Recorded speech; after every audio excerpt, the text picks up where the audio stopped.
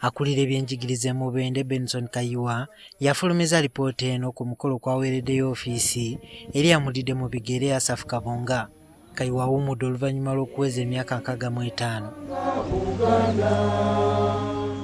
Alaze obwennyamivu olw'abazadde abafumbiza abaana nga bato n'okubakozesa emirimu emikakali ekibaviirako okuva mu masomero. Bakyesuulirayo gwa naggamba eri ebyenjigiriza nga kino kireetedde abaana baffe abamu okuwanduka mu masomero kubanga tebabawadde bikozesebwa, ekireetera abaana abamu okubanga bagenda okunoonya ssente kitu kita child labor, abalala ne babafumbiza. Ekyo nno nakyo nga kitukoze bubi.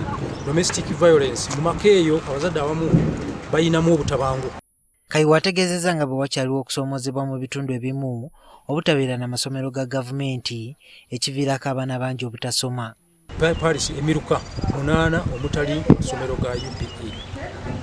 Ekyo nno yadde nga tulinayo aga private naye kikosa abayizi abali mu kitundu ekyo.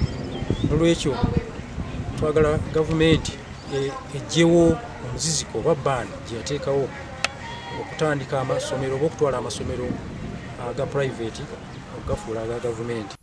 Amyuka ssentebe wa disitulikiti y'e Mubende Sheriff Magezi Nsereko ayagala gavumenti eyongere ku nsimbi zeeteeka mu byenjigiriza.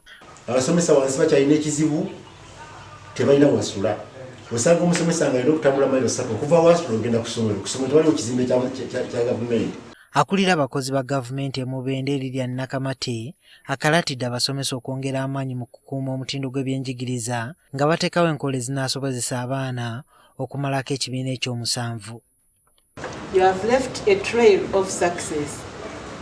Performance ebaddewo kubanga badde nga njiraba mu bintu bingi.